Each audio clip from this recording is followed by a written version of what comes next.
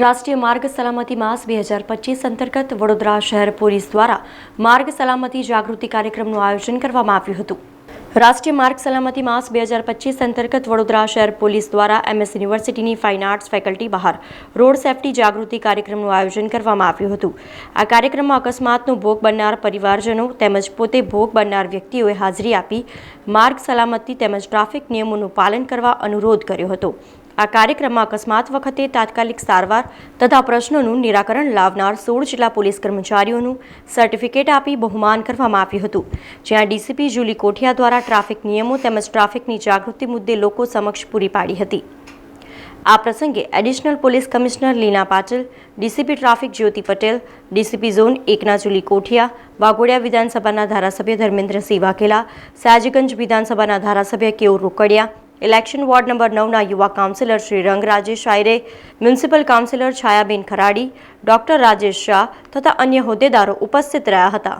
National road safety month अनुसंधाने वडोदरा शहर खाते आज झोन 1 विस्तार में ट्राफिक अवेरनेस प्रोग्राम प्रोग्रामનું આયોજન કરવામાં આવ્યું છે, જેમાં ધારાસભ્ય શ્રી કેયુર રોકડિયા સાહેબ અને ધર્મેન્દ્રસિંહ વાઘેલા બાપુ બંને અહીંયા ઉપસ્થિત રહ્યા। ખૂબ મોટી સંખ્યામાં કોર્પોરેટરો અને હોસ્પિટલના અમારા જે સ્ટાફ સાથે સાથે વિક્ટિમ્સ કે જે લોકો આનો ભોગ બનેલા છે એ તમામ ઉપસ્થિત રહ્યા અને ખૂબ સુંદર કાર્યક્રમનું આયોજન થયું છે। જે અનુસંધાને એક જ મેસેજ છે કે ટ્રાફિક નિયમોનું પાલન કરો અને વડોદરા શહેર પોલીસ પણ તમારા માટે ખડે પગે ઊભી છે, પરંતુ નિયમોનું પાલન કરશો તો વધારે સારી રીતના આપણે ટ્રાફિકનું આયોજન કરી શકીશું। શહેર હોય, રાજ્ય હોય કે દેશ હોય, એની અંદર અકસ્માતમાં મરનારની સંખ્યા ખૂબ મોટી છે, ત્યારે આના માટે પ્રોએક્ટિવ કામ કરીને જેમ દેશમાં વસ્તી વધી રહી છે એમ ટ્રાફિક નિયમોનો પણ વધે, એના સારા આશય હેતુસર વડોદરા શહેર પોલીસ વિભાગ દ્વારા ટ્રાફિક અવેરનેસનો આજે કાર્યક્રમ રાખવામાં આવ્યો હતો। જે વ્યક્તિ પોતાનો છોકરો ગુમાવે છે, ઘરનો આધાર ગુમાવે છે ને, એને જ ખબર પડી શકે કે ટ્રાફિક નિયમન તોડવાથી એના ઘરને કેટલું મોટું નુકસાન થયું છે। ત્યારે દરેક વ્યક્તિએ નાના નાના નિયમથી લઈને તમામ નિયમોનું પાલન, સીટ બેલ્ટ પહેરવો, હેલ્મેટ પહેરવું, ટ્રાફિક સિગ્નલ નહીં તોડવા, ફોન પર વાત નહીં કરવી, આવા નાના નાના ટ્રાફિક નિયમોનું જો પાલન કરીશું તો ચોક્કસપણે પોતાના પરિવારનું રક્ષણ કરી શકીશું, સાથે બીજાના પરિવારનું પણ રક્ષણ કરી શકીશું।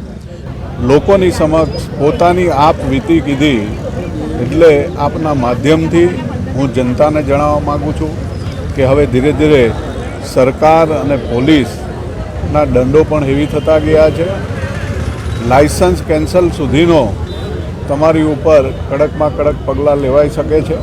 એટલે આપના માધ્યમથી તમામ જનતાને વિનંતી કરું છું કે આપણે પણ ટ્રાફિકના નિયમનું પૂરેપૂરું પાલન કરીને આપણા ઘરની અંદર પણ કોઈ એવી અઘટિત ઘટનાથી આપણા પરિવારમાં કોઈ દુઃખી ના થાય એવું આપ સૌના માધ્યમથી હું વિનંતી કરું છું। સાથે સાથે એડિશનલ કમિશનર લીનાબેન પાટીલ અને એમની ટીમને શહેરની અંદર લોકોમાં જાગૃતતા આવવા માટેના જે ટ્રાફિક અવેરનેસના કાર્યક્રમ રાખવામાં આવ્યો એ ખરેખર પબ્લિકના હિત માટે સરાહનીય કામગીરી છે। એટલે પોલીસને હું ખૂબ ખૂબ અભિનંદન આપું છું। સમાચારોના સતત અપડેટ માટે TNN ન્યૂઝને YouTube પર સબસ્ક્રાઇબ કરી બેલ આઇકોન પ્રેસ કરો અને અમારી સાથે જોડાયેલા રહો Facebook, Instagram અને Twitter ઉપર।